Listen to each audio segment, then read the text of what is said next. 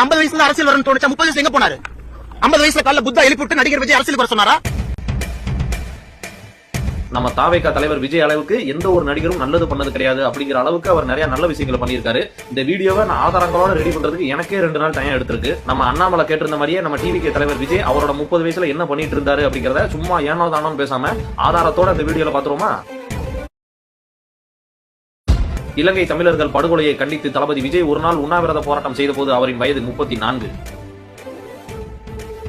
தமிழக மீனவர்கள் இலங்கை கடற்படையால் சுட்டுக் கொள்வதை கண்டித்து தளபதி விஜய் நாகையில் ஆர்ப்பாட்டம் நடத்திய போது அவரின் வயது 36.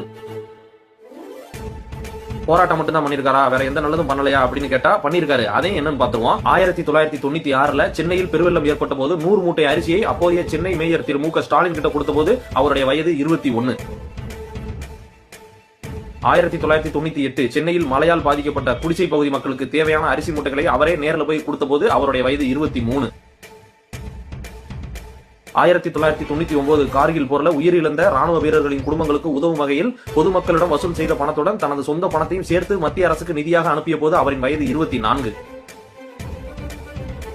இதெல்லாம் பார்த்துட்டு 250 கோடி ரூபாய் சம்பளம் வாங்கிட்டு அரிசி மூட்டை வாங்கி கொடுக்கறதெல்லாம் ஒரு விஷயமா அப்படின்னு நாட்டாமத்தனம் பண்ணிட்டு சண்டியர் மாதிரி காட்டு முட்டாத்தனமா பேசிட்டு ஒரு குரூப் வருவாங்க.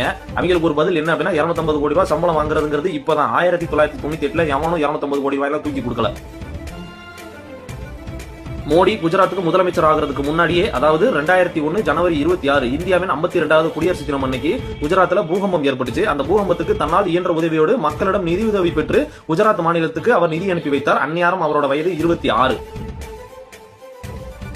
2005 வந்த சுனாமியின் போது இலங்கைக்கு 1 லட்சம் ரூபாயும் 100 மூட்டை அரிசியும், தமிழகத்திற்கு முதலில் 5 லட்சம் ரூபாயும் பிறகு 10 லட்சம் ரூபாயும் ஒட்டுமொத்தமாக சேர்த்து 15 லட்சம் ரூபாயை அன்றைய முதல்வர் ஜெயலலிதாவிடம் கொடுத்திருக்கிறார். அந்நேரம் அவரோட வயது 30.